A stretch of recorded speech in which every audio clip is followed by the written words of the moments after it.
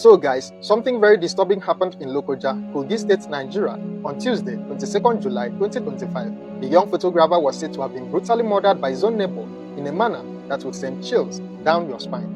It was around 7:30 p.m. on that Tuesday evening when Ayekpeku Ayo was busy working in his office, editing videos and photos as he usually did. Luckily, Ayo was not alone that evening. There was someone else in the office with him, quietly working alongside the talented photographer. However, the presence of this second person would have absolutely no effect on the horrific fate that would soon befall Ayo. As the two men were walking, a man identified as Adebayo Pelumi, who was also Ayo's neighbor in the same compound located in the government-reserved area of Lokoja, came to call him. Adebayo told Ayo that he needed help with something at his poultry farm. This poultry farm was said to have been located within the same compound. However, it is not known if Ayo had assisted him before in this capacity. He seemed to have seen the request as a simple innocent plea from a neighbor, so he got up immediately to go and assist Adebayo. Meanwhile, Adebayo had no idea that Ayo was not alone in the office that evening. So, as soon as Ayo stepped outside the office to follow him to the poultry farm, Adebayo struck without any warning. He had come prepared with an iron rod, which he used to strike Ayo on the head. The attack was swift and merciless, leaving Ayo no chance to defend himself or even understand what was happening to him. The eyewitness, still inside the office, watched in horror as Adebayo killed Ayo right outside the building. Sadly, the nightmare was just beginning. What Adebayo did next showed the calculated and cold-blooded nature of his crime. After ensuring that Ayo was dead, Adebayo began the gruesome task of dismembering his body. He had brought a deep freezer with him, which showed that this was not a crime of passion, but instead a well-calculated murder. Adebayo placed the body parts in the freezer, and as he was busy disposing of the evidence, he suddenly realized that there was another person in the compound. The eyewitness had seen everything, and now Adebayo had to deal with this unexpected problem. In a panic, he quickly ran towards the eyewitness and then successfully locked him inside a room upstairs. After securing the eyewitness, Adebayo loaded the freezer containing Ayo's remains into his vehicle and fled the scene. He may have thought that he had covered his tracks perfectly, but he had no idea that this would be the beginning of his downfall.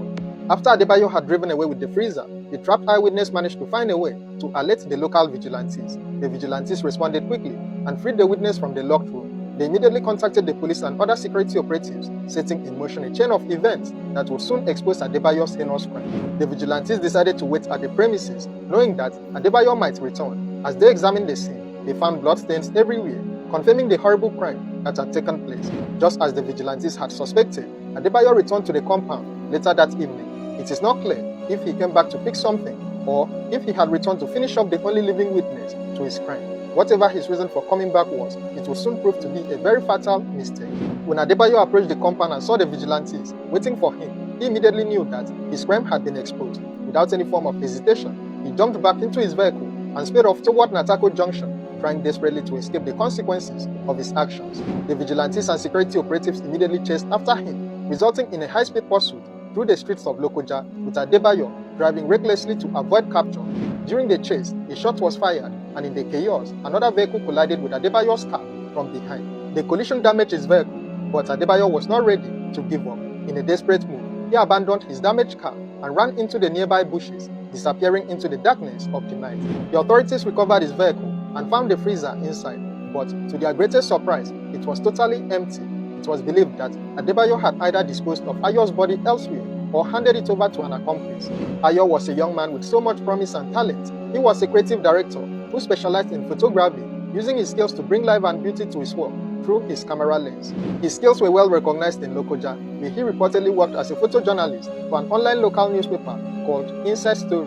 Ayo was not just a photographer, he was also an educated man with a bright future ahead of him. He was a political scientist and a proud graduate of Federal University, Lokoja. Those who knew him described him as hardworking, helpful, and talented. He was a young man with dreams and ambitions, and he was working hard to build his career in photography and journalism. His tragic death would not just be a loss to his family and friends, but also to the entire community of Lokoja, since he represented the young educated generation that was working to make a positive impact in their society. Meanwhile, Adebayo Pelumi, the man accused of this horrific crime, was not a stranger to violence. He is an indigene of Kogi State, but what makes this case even more disturbing is that Adebayo was a staff member of the Nigerian Correctional Service, an institution meant to uphold justice and rehabilitation. Adebayo's personal life told a different story.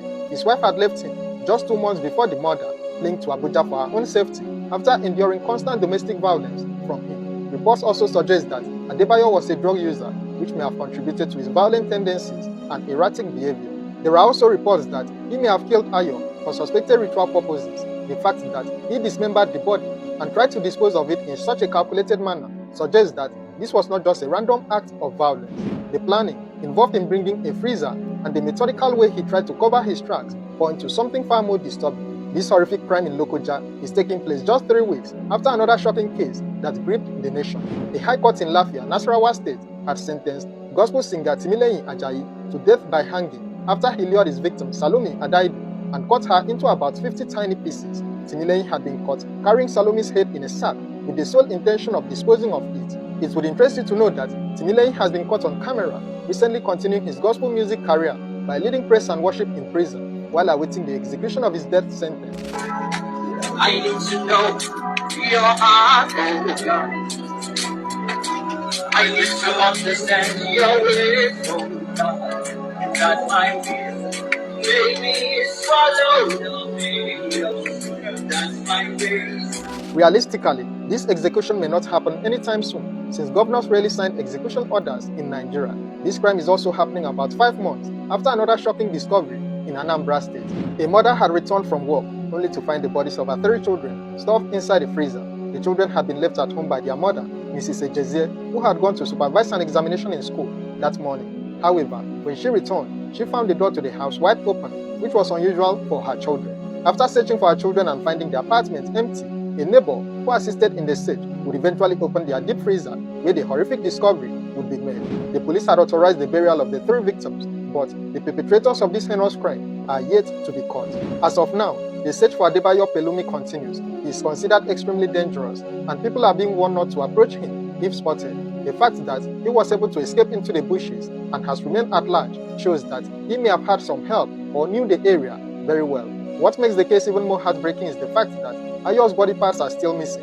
Despite recovering the freezer, the authorities have not been able to locate his remains. The empty freezer suggests that Adebayo either disposed of the body in a different location or handed it over to someone else.